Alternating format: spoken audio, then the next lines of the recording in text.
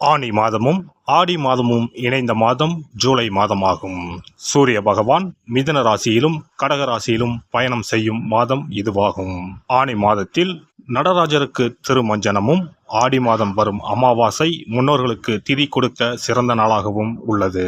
அம்மனின் அருளை பெறுவதற்கு உரிய ஆடி மாதம் இந்த ஜூலை மாதத்தில்தான் பிறக்கிறது. இம்மாத கிரக நிலைகளை பார்க்கும்போது மேசராசியில் செவ்வாய் மற்றும் சந்திரனின் சஞ்சாரம் உள்ளது.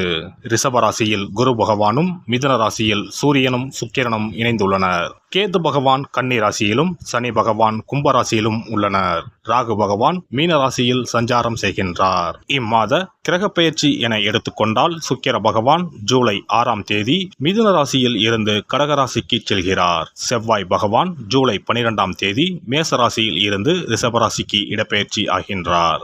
ஏற்கனவே ரிஷபத்தில் சஞ்சாரிக்கும் குரு பகவானுடன் செவ்வாய் பகவான் இணைந்து குருமங்கள யோகத்தை உண்டாக்குகிறார். அதே சமயம் இந்த ஜூலை மாதம் 16ஆம் தேதி இரவு 17ஆம் தேதி அதிகாலையில் சூரிய பகவான் மிதுன ராசியில் இருந்து பயிற்சியாகி கடகராசியில் சஞ்சாரம் செய்கின்றார். இது ஆடி தமிழ் மாத பிறப்பை குறிக்கும். ஜூலை 19ஆம் தேதி புதன் பகவான் கடகராசியில் இருந்து சிம்ம ராசிக்கு பயிற்சியாகின்றார். சுக்கிர பகவான் ஜூலை 31ஆம் தேதி சிம்ம ராசிக்கு பயிற்சியாகின்றார். சந்திர பகவான் ஜூலை 1ஆம் தேதி அஸ்வினி நட்சத்திரம் மேசராசியில் இருந்து தன் பயணத்தை ஆரம்பிக்கிறார். இந்த கிரக பயிற்சி மற்றும் சஞ்சாரத்தால் உங்கள் வாழ்வில் ஏற்படக்கூடிய சுப மற்றும் அசுப பலன்கள் என்ன என்பதனை பற்றி காண்போம்.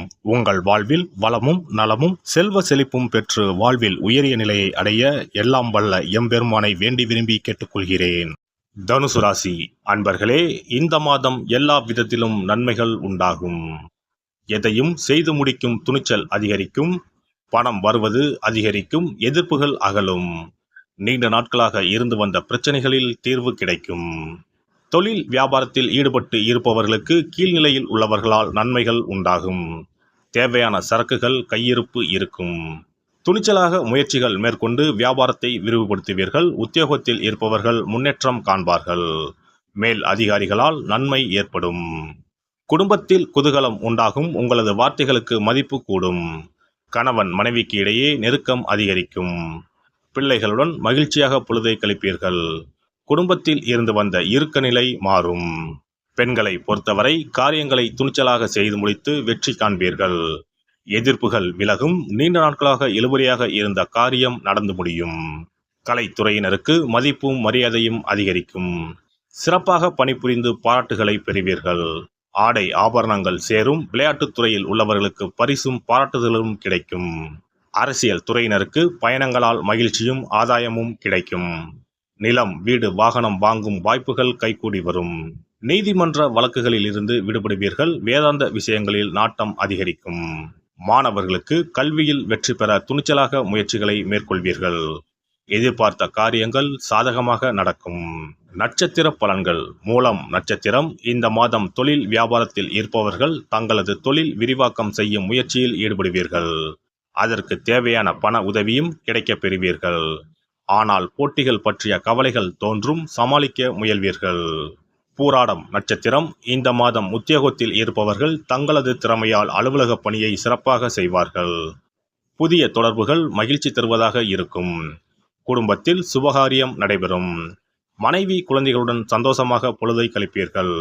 ஆன்மீக பணிகளில் நாட்டம் அதிகரிக்கும். பொன் பொருள் சேர்க்கை உண்டாகும்.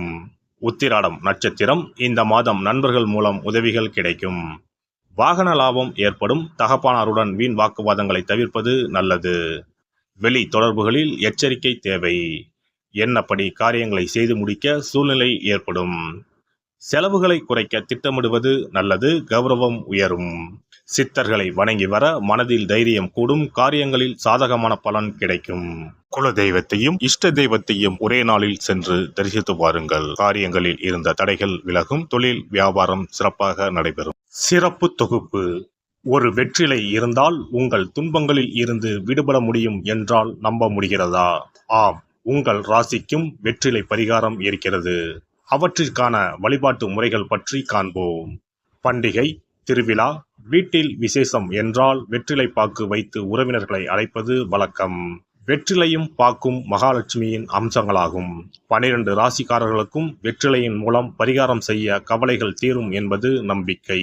வெற்றிலையின் நுனியில் லட்சுமியும், நடுவில் சரஸ்வதியும், காம்பில் பார்வதி தேவியும் வசிக்கின்றனர்.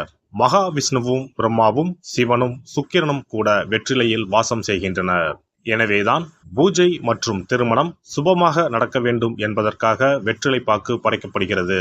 துன்பம் விலக உங்க ராசியின்படி இந்த மாதிரி வெற்றிலை பரிகாரம் செய்யுங்கள்.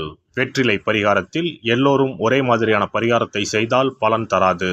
அவரவர் ராசிக்கு தகுந்தபடி சில இஷ்ட தெய்வங்களையும் சில கிரக தெய்வங்களையும் பொறுத்து உங்களுடைய பரிகாரத்தை மாற்றிக்கொள்ள வேண்டும். அப்போதுதான் உங்களுக்கு என்ன கஷ்டமோ அது சரியாக நீங்கி உங்களுக்கு நல்ல பலன்கள் கிடைக்கும். உங்களுடைய ராசியின்படி வெற்றிலையில் குறிப்பிட்ட கிழமையில் பரிகாரம் செய்தால் உங்கள் துன்பம் விலகும், பிரச்சனைகள் தீரும். மேசராசி அன்பர்கள் செவ்வாய்க்கிழமைகளில் வெற்றிலையில் மாம்பழம் வைத்து முருகப்பெருமானுக்கு நெய்வேத்தியம் செய்துவிட்டு அந்த பழத்தை உண்டால் அனைத்து கஷ்டங்களும் நீங்கும். ரிஷபராசி அன்பர்கள் செவ்வாய்தோறும் வெற்றிலையில் மிளகு வைத்து வழிபாடு நடத்தினால் துன்பங்கள் அனைத்தும் தீரும். மிதுன ராசி அன்பர்கள் புதன்கிழமைகளில் வெற்றிலையில் மிளகு வைத்து இஷ்ட தெய்வத்தை வழிபடவும். பின்னர் அதையே பிரசாதமாக சாப்பிட்டால் துன்பங்கள் எல்லாம் நீங்கும். கடகராசி அன்பர்கள் வெள்ளிக்கிழமை தோறும் வெற்றிலையில் மாதுளை பழத்தை வைத்து காளியை வழிபாடு செய்து பின்னர் அந்த மாதுளை பழத்தை சாப்பிட்டால் துன்பங்கள் நீங்கும். சிம்மராசி அன்பர்கள் வியாழக்கிழமைகளில் வெற்றிலையில் வாழைப்பழத்தை வைத்து இஷ்ட தெய்வத்தை வழிபடலாம். பின்னர் அந்த பழத்தை பிரசாதமாக உண்டால் கஷ்டங்கள் நீங்கும்.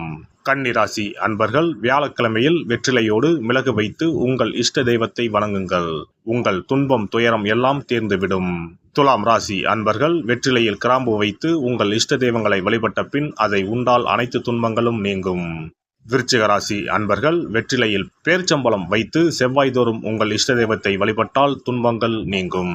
தனுசு ராசி அன்பர்கள் வெற்றிலையோடு கற்கண்டு வைத்து வெள்ளிதோறும் இஷ்ட தெய்வத்தை வழிபட்டு பின்னர் கற்கண்டை சாப்பிட்டால் துன்பங்கள் விலகும். மகர ராசி அன்பர்கள் வெற்றிலையோடு அச்சு வெல்லம் வைத்து வெள்ளிதோறும் காளியை வழிபட்டால் துன்பங்கள் துயரங்கள் நீங்கும். கும்பராசி அன்பர்கள் வெற்றிலையோடு நெய் வைத்து சனிக்கிழமைகளில் காளி தெய்வத்தை வழிபட்டால் உங்கள் துன்பங்கள் எல்லாம் தீரும். மீனராசி அன்பர்கள் வெற்றிலையோடு சர்க்கரை வைத்து ஞாயிறு தோறும் இஷ்ட தெய்வத்தை வழிபட்டால் துன்பங்கள் எல்லாம் விலகும். எல்லாம் வல்ல இறையருளால் நீங்களும் உங்கள் அன்பு குடும்பமும் உடல் நலம், நீலாயுள், நிறை செல்வம், உயர் புகழ், மெய்ஞானம் ஓங்கி வாழ்க வளமுடன். இந்த வீடியோ பதிவு உங்களுக்கு பிடித்திருந்தால் லைக் பண்ணுங்க, கமெண்ட் பண்ணுங்க, ஷேர் பண்ணுங்க, மறக்காம சப்ஸ்கிரைப் பண்ணுங்க, பக்கத்துல இருக்கிற பெல் பட்டனை கிளிக் பண்ணுங்க. நன்றி, வணக்கம். ஓம் நமச்சிவாய, சிவாய நம.